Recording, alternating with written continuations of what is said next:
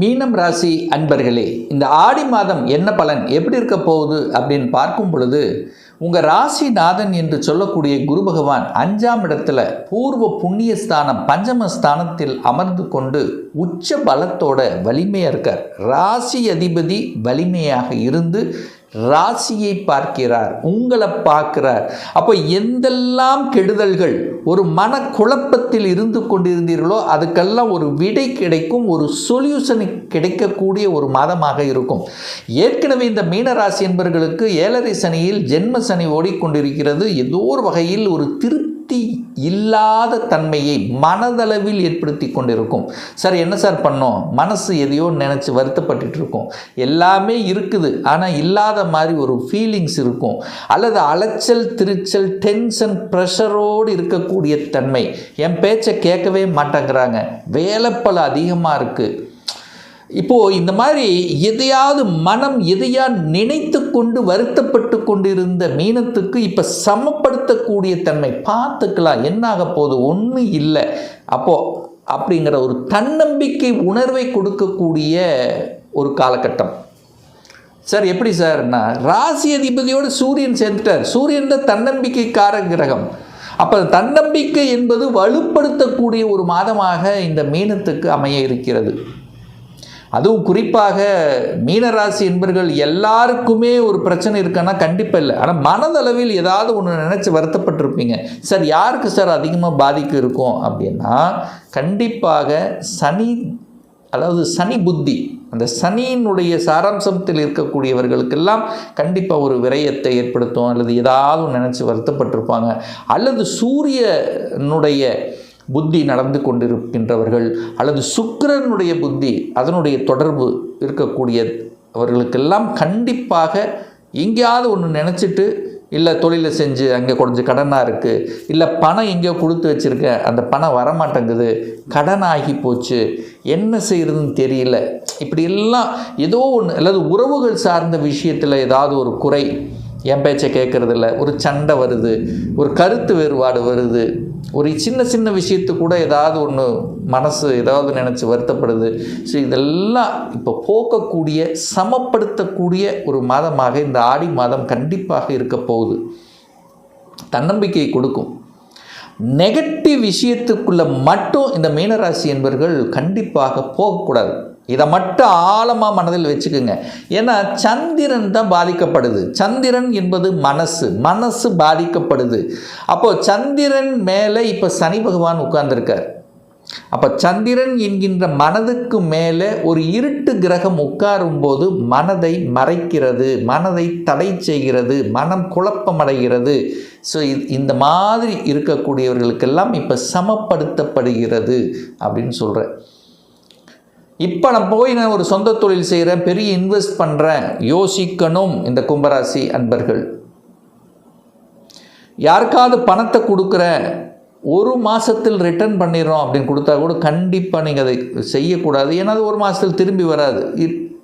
ஒரு 2 மாதம் 3 மாதம் 4 மாதம் அதனால் நினச்சி ஒரு இது.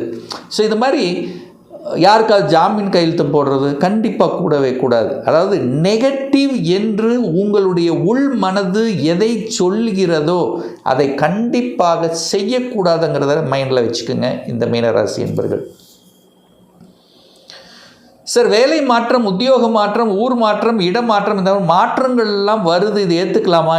என்ன வருதோ அதை அப்படியே ஏற்றுக்கிறது நல்லது என்பதை மைண்டில் வச்சுக்கோங்க. வேலை மட்டும் கோபப்பட்டு ஆக்ரோஷப்பட்டு விட்டுவிடக்கூடாது அப்படிங்கிறத ஆழமாக மனதில் பதிவு வைத்துக் கொள்ளுங்கள். எப்படி இருந்தாலும் திருப்தி இருக்காது, ஏதோ ஒரு குறை இருக்கும்.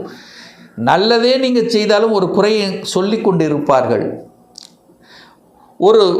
அதாவது என்ன சொல்ல வரேன்னா, வேலை மட்டும் விட்டுறாதீங்க. அப்படி மாறணுமா, இன்னொரு வேலையை அமைச்சிக்கிட்டு மாறுங்க இந்த மீனராசி என்பர்கள். ஸோ இந்த வேலை ஒரு நல்ல மாற்றம் கிடைக்குமா? சார் எனக்கு ஒரு 2 மாதமாக வேலை இல்லை, இந்த மாதம் நான் எதிர்பார்க்கலாமா? கண்டிப்பாக எதிர்பார்க்கலாம். உங்கள் முயற்சியால் வெற்றி, அவ்வளோதான். தன்னம்பிக்கையால் வெற்றி. உங்கள் ராசிநாதனோட சூரியன் சேர்ந்துட்டார், தன்னம்பிக்கை காரகிரகம் சேர்ந்து விட்டது. அப்போது குரு சூரியன் இணைந்திருக்கிறது. பெரிய மனிதர்களின் துணையோட நல்லவர்களின் ஒரு அனுகிரகத்தோட, உங்களுடைய இஷ்ட தெய்வத்தின் அனுகிரகத்தோட ஒரு நல்ல விஷயம் நடக்க காத்து கொண்டிருக்கிறது. அதாவது மாற்றங்கள். வேலை இல்லாதவர்களுக்கு வேலை கிடைக்கும். சார் எப்படி சார் வேலை கிடைக்கும்னு சொல்கிறீங்க? 10க்குரியவன், தொழில் ஸ்தானத்தின் அதிபதியாக இருக்கக்கூடிய குரு பகவான் உச்சமாக உட்கார்ந்துருக்கார். உங்களுக்கு ஒரு வேலை கொடுத்தே ஆகணும். ஆனால் வேலையில் அழுத்தம் ப்ரெஷர் இருக்குமா? இருக்கும். உங்களுக்கு பிடிக்குமா பிடிக்காது, அது ரெண்டாவது விஷயம். வேலை உண்டு, உங்கள் முயற்சியால் வேலை உண்டு. ஏன்னா 5ஆம் இடத்தில் இருக்கக்கூடிய குரு பகவான் 11ஆம் இடத்தை பார்க்குறார். 11ஆம் இடம் என்பது லாபஸ்தானம். அந்த லாபஸ்தானத்தை பார்க்கின்ற காரணத்தால் கண்டிப்பாக வேலை உண்டு. இந்த மாதம் வேலை இல்லாதவர்களுக்கு வேலை உண்டு. சார் நான் நல்லதாக இருக்கேன், நல்ல வேலையில் இருக்கேன், எனக்கு எந்த பிரச்சனையும் இல்லை, நான் மீனராசி என்பர்கள் தானா?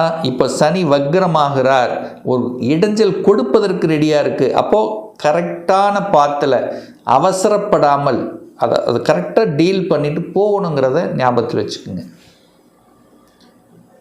சார் குழந்தைகள் நலன் எப்படி இருக்கும்? குழந்தை பாக்கியம் கிடைக்குமா இந்த காலகட்டம்? குரு, குழந்தை காரக கிரகம் குரு, அவர் உச்சமாக இருக்கார். உங்களை பார்க்குறார், சனி பகவானை பார்க்குறார், லாபஸ்தான அதிபதியை பார்க்கிறார். அப்போ நல்லது நடக்க காத்து கொண்டு இருக்குன்னு அர்த்தம். அப்போ இந்த குரு பகவான் அங்கே ஒரு வருஷம் இருக்க போகிறார். குழந்தை பாக்கியம் இல்லாத தம்பதிகளுக்கு குழந்தை பாக்கியத்தை கொடுக்கக்கூடிய தன்மை அந்த பிரபஞ்சம் உங்களுக்கு கொடுக்க தயாராக இருக்கிறது அப்படின்னு அர்த்தம். 7ஆம் இடம், 7ஆம் இடம் என்பது திருமண ஸ்தானத்தின் இடம். அந்த திருமண இடம்ங்கிறது தான் 7ஆம் இடம். அந்த 7ஆம் இடத்துல இப்போ சுக்கிரன் வந்து அமரப் போகிறார். சுக்கிரன் அங்கே நீச்சமாக போகிறார். சுக்கிரன் நீச்சமாகுது. கலத்திர காரகிரகம் நீச்சமாக இருக்கிறது. 8ஆம் அதிபதியாக சுக்கிரன் வருகிறார். அந்த சுக்கிரன் நீச்சமாகுது.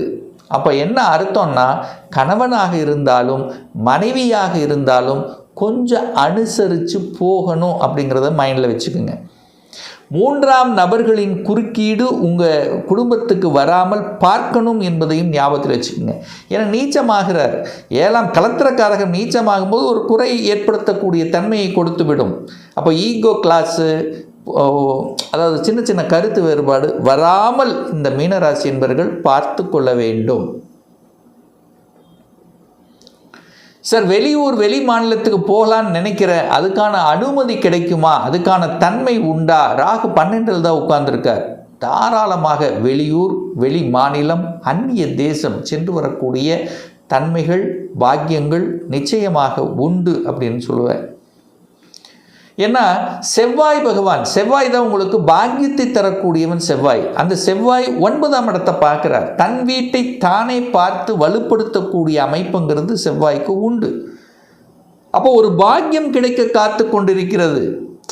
மனதளவிலும் உள்ளளவிலும் உணர்வு சார்ந்த விஷயங்கள், அதாவது அகம் சார்ந்த விஷயத்தில் ஒரு கஷ்டத்தை கொடுக்குமே தவிர பொருளாதார ரீதியில் உங்களுக்கு கண்டிப்பாக தனவரவு பொருளாதார விருத்தி கண்டிப்பாக உண்டு. பட் அது கையாளுகின்ற விஷயத்தில் தான் கவனமாக இருக்கணுங்கிறத சொல்ல வர. அப்போ பாக்கியம், தனபாக்கியம் உண்டு. ஏன் உண்டு? செவ்வாய் 9ஆம் இடத்தை பார்க்குறார். 9ஆம் அதிபதி 9ஆம் இடத்தை பார்க்குது. குரு 11ஆம் இடத்தை பார்க்கிறார். இயற்கையாகி இறைவன் கொடுத்த அந்த அனுகிரகத்தின் வாயிலாக நன்மை நடக்க காத்து கொண்டிருக்கிறது. 5, 9, 11, 1 அப்படியே டச் ஆகுது. அப்போ ஏதோ ஒன்று உங்களுடைய ஆசைகள் எண்ணங்கள் பூர்த்தியாக போகிறது. கஷ்டங்களை கொடுத்து கொண்டிருந்த ஒரு விஷயம் இப்போ அதிலிருந்து விடுதலை பெறப்போகிறது. ஏன்னா சனி பகவான் வக்ரமாகிறார்.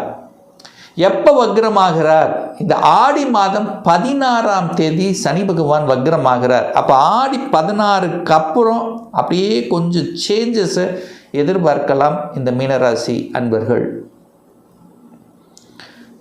கடன், நோய், எதிர்ப்பு, பகை, வம்பு, வழக்கு, கோர்ட்டு கேஸ், நெகட்டிவ் விஷயத்துக்கு கண்டிப்பாக போகக்கூடாது. இதை வந்து ஸ்ட்ராங்காக எடுத்துக்குங்க. உள் உணர்வு, உங்கள் உள் மனசு என்ன சொல்லுதோ அதை மட்டும். கண்டிப்பாக உங்களுக்கு 2 மனசு இருக்கும். மேலோட்டமாக ஒன்று இருக்கும், உள்ளே ஒன்று சொல்லணும். அந்த உள் மனசு என்ன சொல்லுதோ அதை செஞ்சு பாருங்கள். இந்த காலகட்டம் உங்களுக்கு சரியாகவே அமையும். ஸோ நல்ல மாற்றத்தை கொடுக்கக்கூடிய திருப்பத்தை கொடுக்கக்கூடிய, சேஞ்சஸை கொடுக்கக்கூடிய ஒரு நல்ல மாதமாக இந்த ஆடி மாதம் அமையிருக்கிறது மீனராசி அன்பர்களுக்கு.